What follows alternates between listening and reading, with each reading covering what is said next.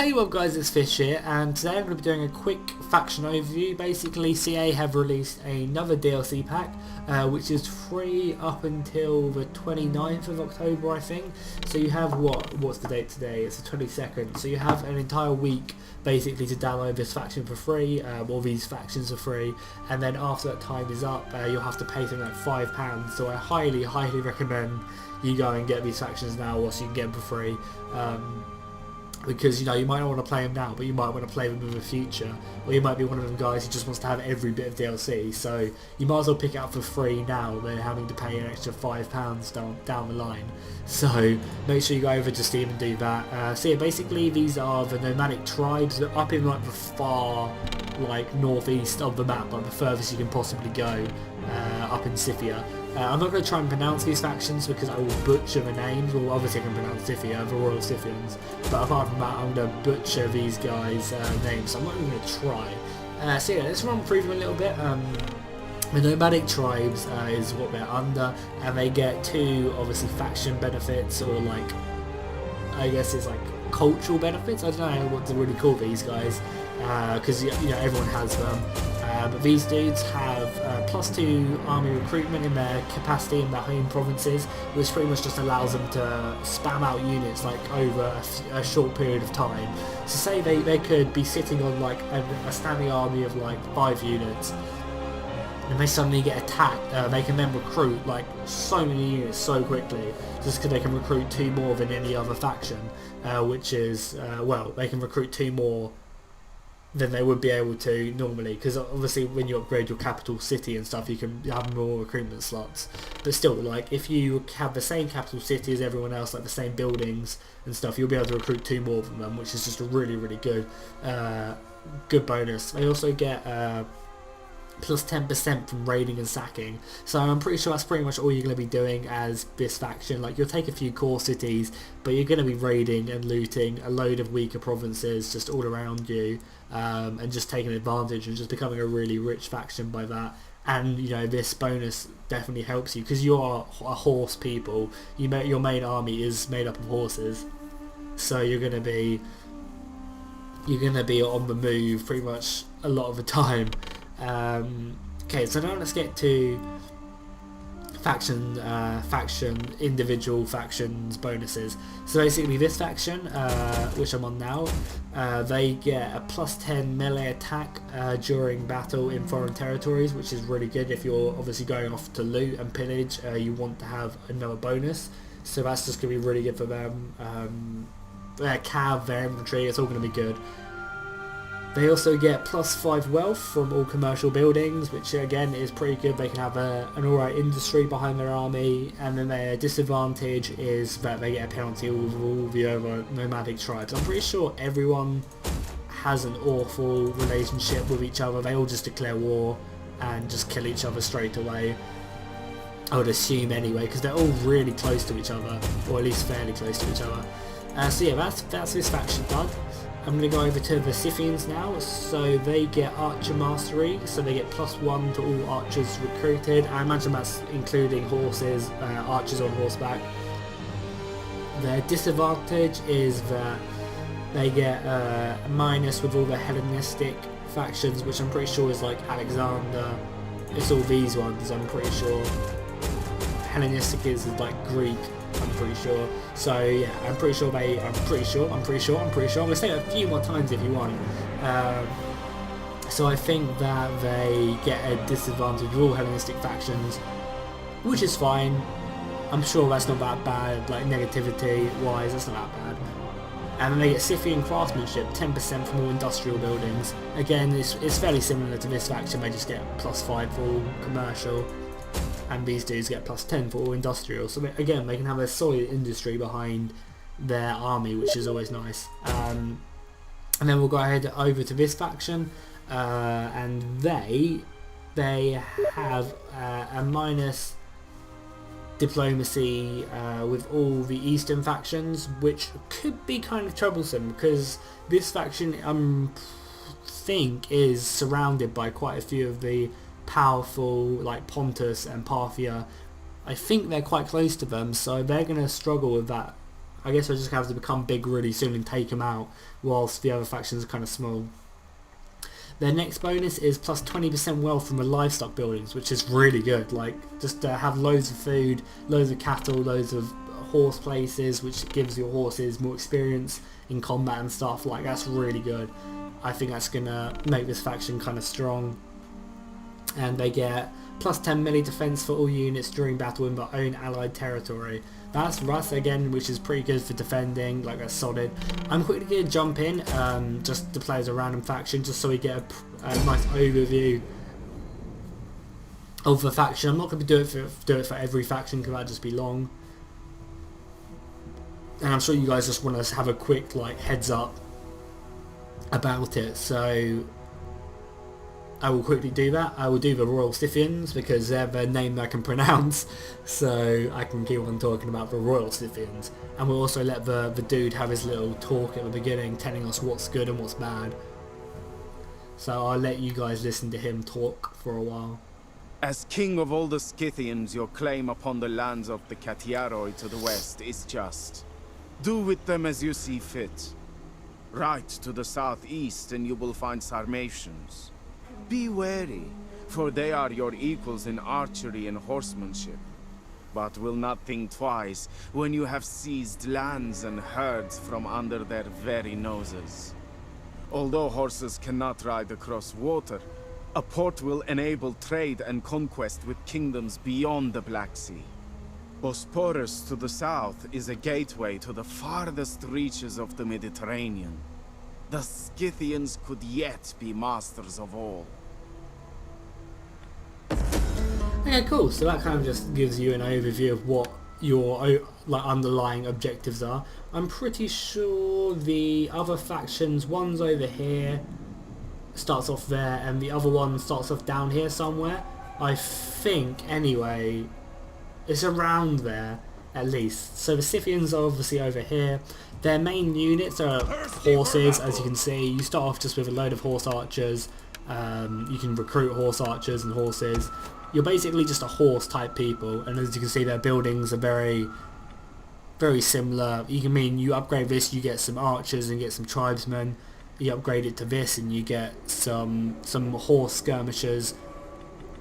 And again, your building wise, you can build fairly similar stuff to barbarians. You get young axes if you upgrade them, and I guess you then further upgrade it to a horse base or something. So yeah, we'll go ahead and just do that just for the sake of it. Technology wise, I assume it's fairly similar to... No, this looks a lot different to normal... Well, no, it doesn't. I haven't really played many barbarian units before, but this looks sort of similar. Maybe it's a little bit different because it's got large herds and stuff. I've never seen that before. Maybe this is a little bit different because I don't normally play barbarian factions because they're barbarian scum. So, but it does look a little bit different. Again, this technology wise, you know, it all looks fairly similar to barbarian stuff, which is fine. Yeah, so cool. This is pretty much this faction. What do we want to look? We want to look at diplomacy quickly. So straight away, you obviously take on the Sarmatians over there. To the east, the Sarmatians, actually, funny enough, supposedly that's where King Arthur was. He was Sarmatian apparently, or his Sarmatian knights at least. Interesting fact right there. But yeah, I'm pretty sure it's going to be mainly just like a cavalry battle. You'll just be having lots of horses, lots of horse archers. I'm pretty sure that's going to be all these factions are going to be about. We're not going to have a strong melee force at all. It's just all going to be about slamming your cav into them and using your infantry just to kind of hold them in place as that like shield wall, and then just using your horses, superior horses, just to absolutely annihilate them pretty much. I feel like that's all there is to really talk about. Like, I don't really think there is much more to like even talk about. I'm going to end the turn a few more times just because I want to show you guys a few more of their units, and then I'll go into a custom battle again just to show off all their horse units and stuff, because, you know, that's how I like to overview a faction. There's not really much more to talk about. I've gone through all their bonuses and stuff, and, you know, there's not, like, the Seleucids, there are a lot more to talk about because they were a much bigger faction, and there's a lot more going on. So play's still not been built. One more turn. And then, yeah, whatever. I don't care. I just want to show you guys, like, their next units. Like, the units you'll get straight away, pretty much. Because by the looks of it, with these dudes at least, you can't actually recruit any units at the beginning. Because you haven't got the buildings to do so. Which kind of is kind of weird. You'd assume they would be a little bit stronger, but oh well. So yeah, now they've done that, you can actually upgrade these dudes by the looks of it. Oh, you give them a bonus. Oh, so you get the bonus. Yeah, that's fine. So you get skirmishes and axes pretty much straight away, and that's about it. Money-wise, by the looks of it, they're quite rich because I can't really spend any of my money on anything at the moment, and by the looks of it, they're extremely rich. And then you can obviously upgrade these into getting spearmen, more tribes, some ballistas, all that lovely stuff. So yeah, just more tribesmen, and then I guess you upgrade that to get lancers and horse archers and royal skirmishers and stuff, so all that cool stuff. But yeah, I'm going to go jump into a custom battle real quick and show you guys what the units actually look like. Okay guys, so I've selected 2 of the factions. I just want to quickly run through. Pretty much all you can see is that all they have, at least online, like the campaign is a little bit different, you do get foot infantry, but by the looks of it, in custom battles and online, you pretty much only get access to the cav, which isn't that bad. You know, there'll be increase your micro, just trying to move all the cav around. I mean, imagine a lot of people will actually enjoy that. But yeah, we're just going to go ahead and select a few of the units, and just select a few of them. And just to see what they really look like. They all look pretty similar because they're all just pretty much the same unit, but just with a little bit more armor on or something. But we will go ahead and check them out on the battlefield and see what they all look like, because I'm excited to see what they all look like. Yeah, I'm pretty sure I've selected one of everything. Actually, let's see if these dudes have anything different. They're very similar, but we might as well select them anyway because we've already seen the Scythians a little bit. So we might as well select these dudes. They have a lot less units, this faction does. So let's go and start the battle. As you can see, like, their units are really similar. They're just all basically just horse archers and melee cav. I doubt there's going to be many infantry in this. If you do get a decent like spear unit or something, that could just be devastating. Like say you get like a hoplite or something, then it's just going to be so strong. I imagine fighting the Greeks will be extremely difficult if you get that far at least. On a snowy map, why not? So yeah, let's go ahead and just check them out. So let's go over to these dudes first. These are their... Oh my god, these guys have antlers. That is so cool. These are their best unit, I guess. They're noble lancers. They look so cool. And I guess these dudes are the same as well. But yeah, they're just not the general unit. I know they're just a different type of noble unit. But yeah, these units are cool as shit with their antlers. That's awesome. Then you've got their cataphracts over here, which are just heavily armoured horses, so they're pretty much self-explanatory. Missile-wise, just archer cataphracts, some more archers, and just some more armoured horses. So yeah, the units do look extremely cool. And again, I assume all of these dudes have fairly similar stuff like that. These guys are cool. They're skirmishers just because they're shields. So yeah, I'm pretty sure all their units are just fairly similar, like units. As you say. Let's go and just have a bit of a missile off, charge down them dudes. Our lancers can smash into their melee cav.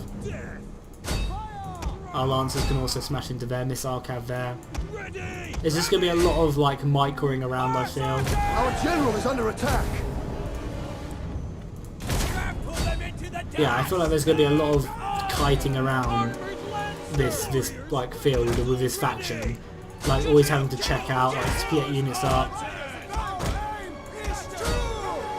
and not trying to get caught like I did there, and then just trying to like slaughter, because it's just going to be loads of people. Like now they've whipped out their swords and stuff, they should just be able to go to town. We're getting shot though by these dudes, which isn't great.